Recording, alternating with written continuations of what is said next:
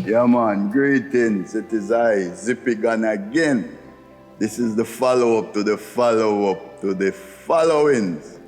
Saying, I, Zippy Gan, mention the Tyler Perry saga in our last video documentary.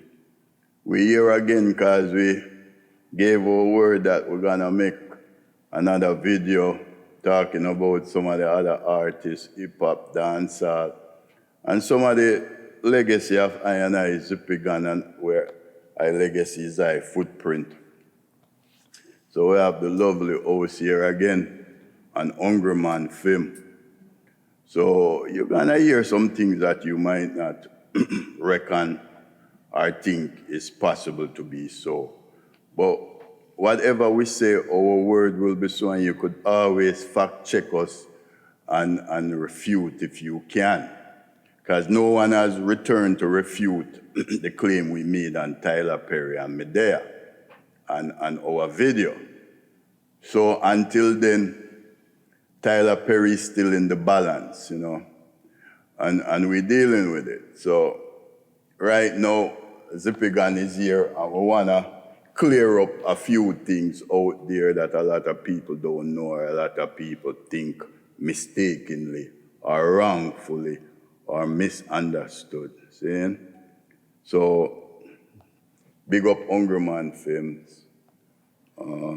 Big up Scepter. I didn't remember to include Scepter in the last video. Scepter, known as Ziggy Rankins previously, is who did the theme song for the Positive Jamaican video. Positive Jamaican, where you come from? Yeah, man, the DJs, Ziggy Rankins Scepter. Just spoke to him today, so I had to do that. So I'm rolling the host. Good evening, good evening. Greetings to one and all. And once again, we have the pleasure of having a conversation with Rowan, otherwise known as Zippy Gan. Our last conversation was delightful and we learned a lot, but it only showed us and it only allowed us to see just how much we did not know. It was just one drop in the bucket. As a matter of fact, like one drop in the ocean. So today, we have the pleasure again to sit with Zippy Gan. And today we'll hear a little more beyond the Tyler Perry saga. And of course, that is exciting because, of course, Tyler Perry is one of the biggest names on the planet. Come to find out that there are other big names that are associated with this legend right here, one of our unspoken heroes. And so today, I'd like to not introduce him because you've already been introduced to him, but I want to ask, what was it beyond Tyler Perry? Who else on that level, on that professional and, with that status that you've come in contact with and who have influenced your journey? Thank you for that question. And I just want to say cheers to you and Hungry Man Production and its producer. Cheers. Yeah, well, thank you for that.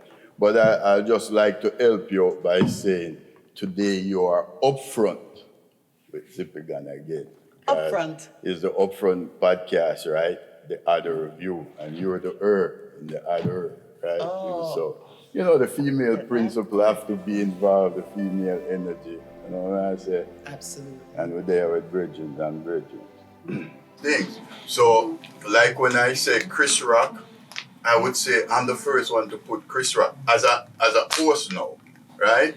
Hosting a show in Prospect Park in Brooklyn, right? For Sharon Gordon. I don't know if you know Sharon Gordon, right? Of course, I know Sharon Gordon, yes. In the park. And I met Chris Rock in a comedy club in Manhattan. And I brought him there. And through me host the show, I tell him to come.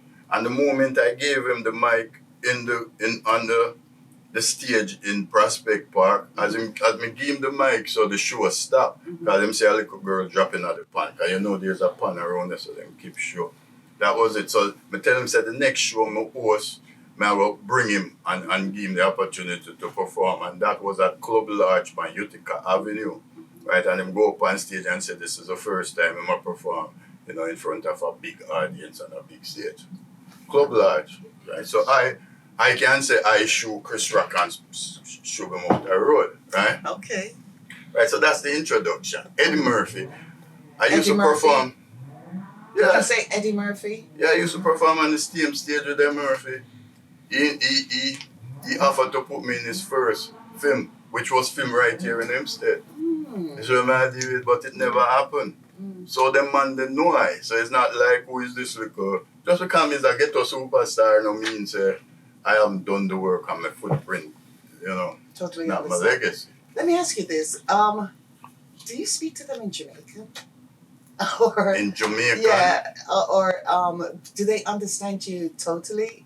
How does that work? Well, I don't speak to them in script, I only speak to them in Gino. You know what I say? So I don't know if them understand Gino. Yeah. But I guess you're talking about the accent, right? Yeah. Yeah, well, that's how I talk. So I don't know if... And they understand. And like Bumbleclad and them things, them love Everybody that. understands. So when you perform with these American comedians, stand-up, you see when you use Bumbleclad and Bloodclad, the audience laugh because to them it sounds like it's a funny thing. To us, it's, some type of power word, but to them they laugh, always. And when I was on the bench, I was member of Jamaican Part 2, I tell. Look at you. You don't look it. I mean, like, look at you and look at me. You don't look it. So. Yeah. But I try to speak, and I think they comprehend what I say. Maybe not everything, but I don't really speak the thick patois, do I? Yeah. Yeah? So you want me kind of twang it for more For the people most understand? part. All right, I'll try that. Yeah. So what was your relationship like with Chris Rock and Eddie Murphy? Well, certainly there were no relationship. It's just what they call etiquette or professional ethics and stuff. Yeah. Professional ethics, Yeah. you're in the same profession and stuff, so you always cross promote or give others an opportunity. So that's what that was about. It was no real relationship, You have a speaking relationship because you perform on the same stage sometimes. But because I was in the position as a host, and you notice that since that time, Chris Rock has become a host for some of the big award shows, right? When in them time that I was being the host of the biggest reggae show in New York, as I mentioned, and there, the New York Reggae Award or the Jamaica Reggae Award. Have you ever come in contact with any of these big names since? Or is this your first attempt to reconnect? Right. This is my first attempt. I hadn't tried because, like, you see, I'd gone in another genre doing the real estate thing. So I had put the, like I said, the entertainment thing aside because it created a dilemma in my life. Right. So I had to choose which one I think would be more lucrative and I have more passion for, which is the real estate. So that's how come now I'm trying to reconnect as you're rightfully saying. So to reconnect, I have to come and explain and show my legacy and my works, because my works can't change. It's in time, like I said. So from a comedian standpoint, like what we say, Eddie Murphy, Tyler Perry, Chris Rock, who was the other one I mentioned? Well, no. So now we're going into the music genre, right? So let's go into the music genre a little. Since you brought up 50 Cent and I said that, yes, it's true.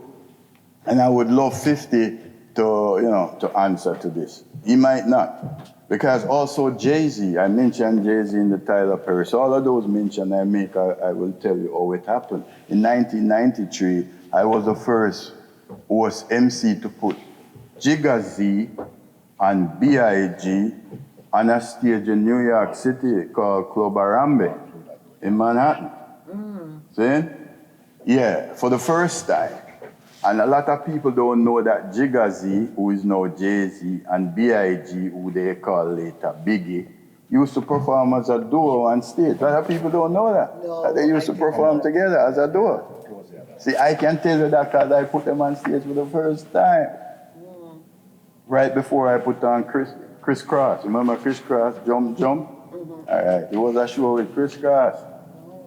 And they came, and tried to get on stage. But I, as an MC, I am known as the MC who always pass the mic to young artists or upcoming artists, because my philosophy is if an artist don't get full the microphone, nobody knows about him. No matter how him good at singing in mirror, in a bathroom, or in a garage, unless him get the mic at a stage show or a concert, nobody now gonna know about him.